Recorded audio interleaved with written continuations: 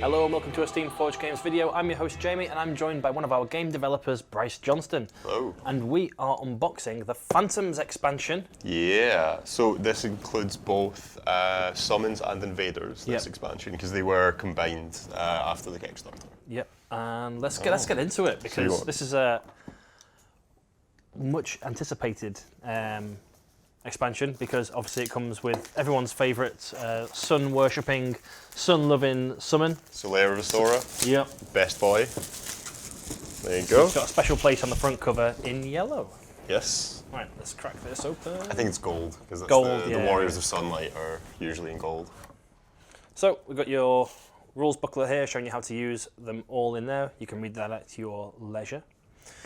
We've got a token sheet. Bryce, do you want to explain what these tokens are used for? So these tokens are used for using invaders during your games. Basically, like very, very roughly how they work is whenever you draw an ember from the treasure deck, if you want to use the invader rules, you would put some of these tokens down next to your encounters that you haven't fought yet. And you would guarantee that one of those tokens would be an invader. So for instance, you take like 3 of these generic tokens and 1 of the invader tokens, and then you know that at some point, and while you're fighting through the encounters, at some point you're going to go into an encounter and there's going to be an invader in there. Got you.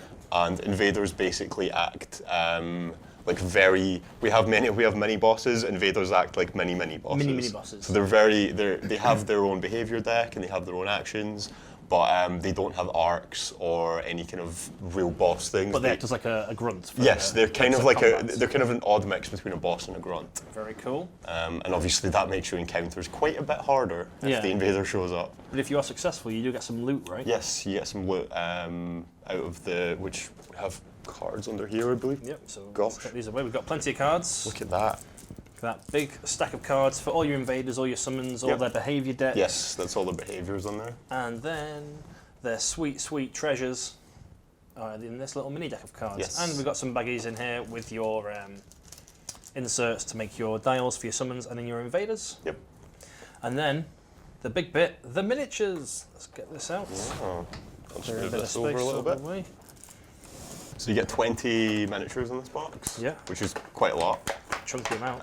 They're obviously coloured. The invaders are coloured in that kind of very bright, vibrant red. Yeah, vibrant's a good word. I'm struggling. And are you struggling there, Giblin? I am. Too much sellotape. There you go. It's too safe. It's too well packed. It's too well packed. So yeah, you've got the invaders there in that kind of very vibrant, very bright red, and then you have the summons down the bottom in the kind of soft white, because they're on your side. They're on your side.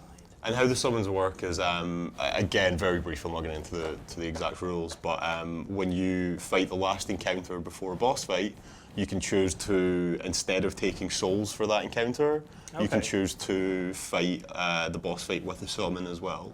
And the boss and the summons have, like invaders, they have their own behavior decks, they act individually, but they're under the control of the players. And if they die, they don't count. You don't lose the encounter. You don't lose the spark. Basically, if the summon dies, so they're quite useful to use as kind of a meat shield so between you and the boss. There's a couple of variants on them. They all do different things, don't they? Some of them will tank the hits for you, and some of them will sling spells from the back. Yes, and it depends. Their behavior decks are very unique and based on what their theme is. So for instance. This chap right here, we can see is literally just carrying 2 shields. He's obviously very much a tank, and you want to be trying to keeping him between you and the boss.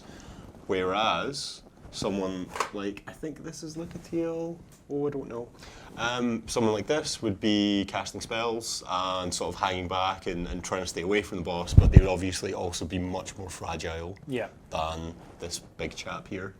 Fantastic. Well, I think that covers pretty much everything in the box. Yeah. I hope you guys have enjoyed the unboxing, and I'm sure we'll be back with more in the future.